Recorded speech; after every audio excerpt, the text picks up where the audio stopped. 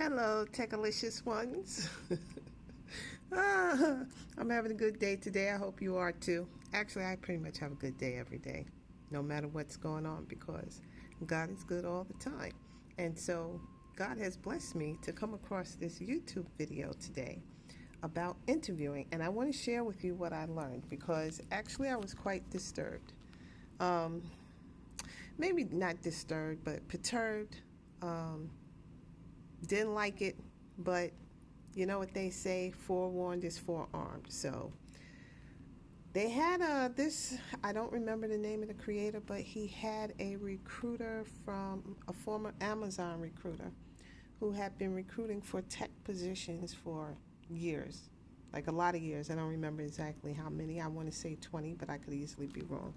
Um, but it was a substantial number, and that's what caused me to give credence to what she had to say. So his question to her was, why is it that you get ghosted? You've been interviewing, sending your resume, so forth and so on, and to your dream company, and you never hear back. Why is that? She had a couple of interesting things to say. Number one, she said there are certain questions on the application that are referred to as knockout questions, and you may have heard this before, but certain questions immediately disqualify you, right? Um, so, for instance, if it asks for a bachelor's degree and you don't have one, um, and people say even if you don't have all the skills, apply. I always say don't do that unless they tell you to do that or the skills you're missing are very, very minor. She said don't do it. Make sure you have the basic qualifications or your resume is just going to be tossed aside. And that makes sense. If I ask for a person that has these 4 skills with another 5 optional skills and you don't have the 4, why would I be interested to talk to you, right? So that's one thing. This other thing she mentioned blew my mind. She said that if you apply for more than a couple of jobs, there was a bird there. If you apply for more than a couple of jobs, you have a couple of active applications at any one time, um, they're not going to hire you. If you have an interview, why that is, I don't know. But she said, like like a lot of times I'll go to interview put in an application for a job and I'll see other jobs and they recommend the jobs to you right there in the application. Oh, because you chose that, here's some other recommended ones and I apply for those too. You're telling me that's going to cause me to be knocked out the box because I've applied for multiple roles? Oh, I do that almost every time. So to find out this is not good, it's kind of heartbreaking, right? But here's the one that really,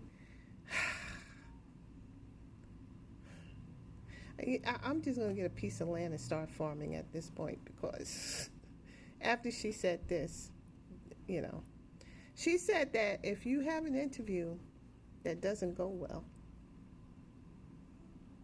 you'll probably be blacklisted for that company up to 2 years or more. It could be 6 months, it could be a year, it could be 2 years, it could be more. If you have an interview that doesn't go well, anybody can have an off day. Then you don't get another chance for a long time. Really? Because I've been in interviews that didn't go well, but it wasn't me, it was the interviewer. I had this interview where the guy came in hot. And after he told me his situation, I understood why he was stressed. But he was so nasty. I was like, do I really want to work with this person? No, I don't. And I just returned the same energy. Yes, I did that in the interview. Sorry. But, if you're going to be snippy and nasty to people, then, I don't have to sit there and take that. I expect you to come to the interview with at least professional courtesy, okay? And professional courtesy demands respectful treatment. So, yeah, you're going to be blacklisted for, it could be more than 2 years, she said, but up to 2 years. Isn't that wild? Isn't that crazy? That's okay. So you don't want to work with me again. Wow. Because either I had an interview that didn't go well, or even because I applied for multiple things, now I can't be considered. Do you guys really want to hire people, or you just want to feel the power? Because increasingly, I'm thinking that's what it is. Now that we're in an employer's market with so many unemployed people, I see a lot of kookiness happening, and yeah, it's kind of ridiculous.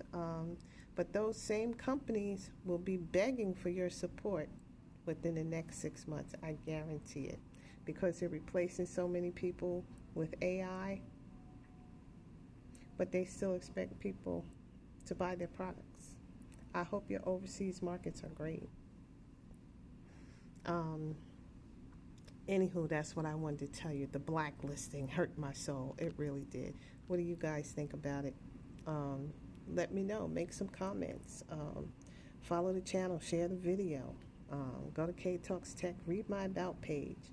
Uh, if you like my style, reach out to me for coaching. It may be more affordable than you think. And all my coaching is custom tailored not only to you but to your specific role in the tech industry. If you're a business and you need some help, reach out to me, because I have been consulting for almost 20 years now with large to medium-sized companies, but mostly large. But yeah, no company is too small. So, um, and then after you do all that, come on back here when we will talk tech again. Bye.